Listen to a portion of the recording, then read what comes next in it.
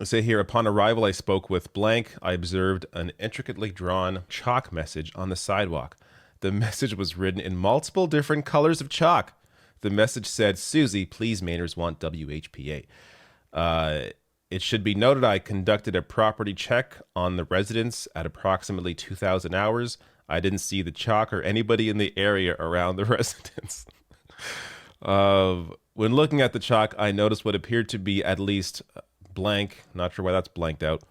The chalk looked relatively fresh, like it had been done recently. Okay, that's enough for me. This is so stupid. This is so stupid. And even apart from the, I don't know, just how soft Susan Collins is here, the police, maybe have some actual work to do. And here you're taking up their time. You're wasting taxpayer dollars on your sidewalk chalk. This should be put into an ad because of how absurd it is on its face. Anyone can see this. Anyone can acknowledge how stupid this is.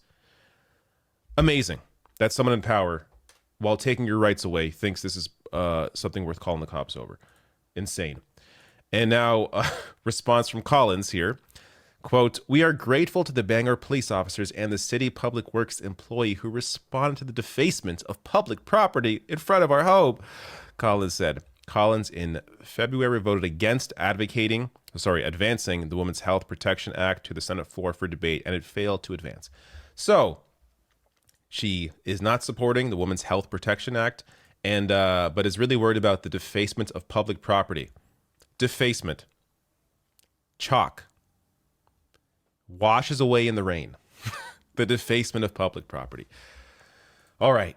Another reminder on how central Collins is to this issue right now. So Collins had a chance to deny Gorsuch and Kavanaugh their seats on the Supreme Court, despite the wishes of the majority of her constituents and warnings that the confirmation of more right-wing judicial nominees would spell the likely end of Roe. Collins voted to support Gorsuch and Kavanaugh, claiming that they had assured her of their respect for long-standing legal precedent, including the 7-2 decision from 1973. Yeah, I already covered, Susan Collins' obvious lies about how she really believed they were going to stand up for this. Yeah, okay.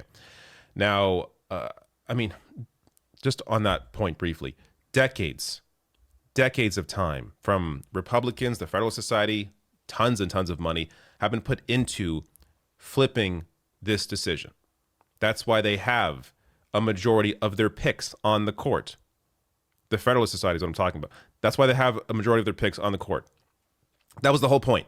That was at least a large piece of the point of doing that for them. So for Collins to pretend she didn't know this was going to happen is just complete bullshit. Now, lastly, this is a more recent poll that I saw released that I haven't covered yet, so I want to quickly cover this.